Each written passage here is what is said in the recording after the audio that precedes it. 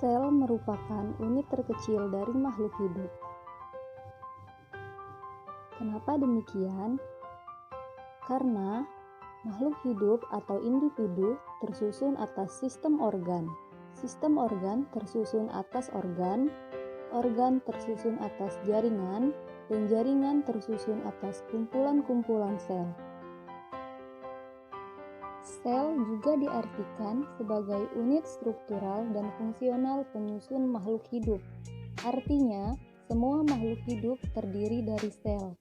Karenanya, sel disebut unit struktural kehidupan.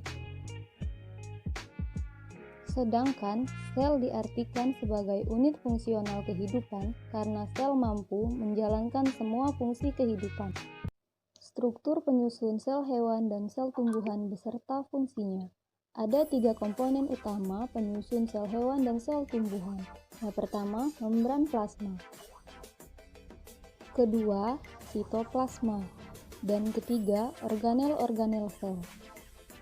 Membran plasma merupakan lapisan terluar yang menyelubungi seluruh badan sel dan berfungsi untuk melindungi bagian dalam sel dan membatasinya dengan lingkungan dari luar sel. Membran plasma juga berfungsi sebagai tempat berlangsungnya transportasi zat. Selanjutnya, sitoplasma. Sitoplasma merupakan cairan kental seperti gel yang mengisi rongga di dalam sel. Dalam sitoplasma mengandung banyak air yang persentasenya 80%. Fungsi dari sitoplasma adalah sebagai media suspensi bagi partikel-partikel kecil dan organel-organel sel. Selanjutnya, mitokondria. Mitokondria adalah organel sel yang berbentuk bulat lonjong yang berfungsi untuk respirasi sel. Retikulum endoplasma atau RE merupakan jaringan yang tersusun oleh membran yang berbentuk seperti jala. RE dibagi dua, yakni RE kasar dan RE halus.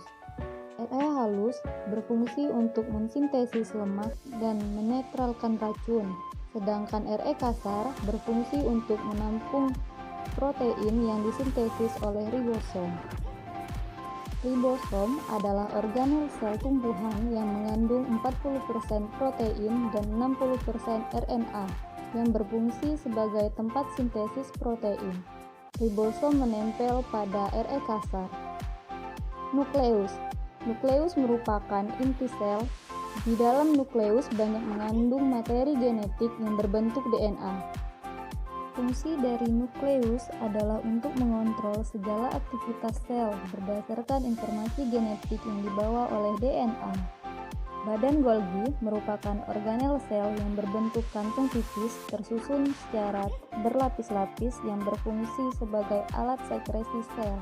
Vakuola berbentuk seperti karung yang di dalamnya terdapat cairan yang mengandung senyawa organik dan anorganik. Vakuola memiliki lapisan membran yang disebut sebagai tonoplas. Fungsi vakuola adalah sebagai tempat menyimpan zat-zat makanan seperti protein dan zat gula. Dinding sel. Dinding sel hanya terdapat pada sel tumbuhan, bersifat kaku dan berfungsi melindungi sel serta mempertahankan bentuk sel.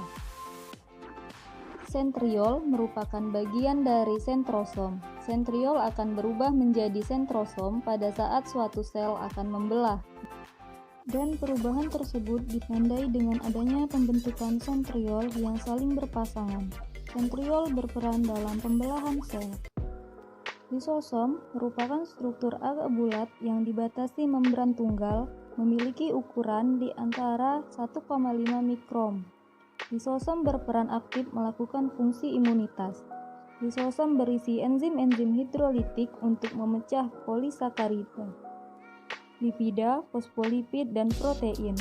Lisosom berperan dalam pencernaan intrasel.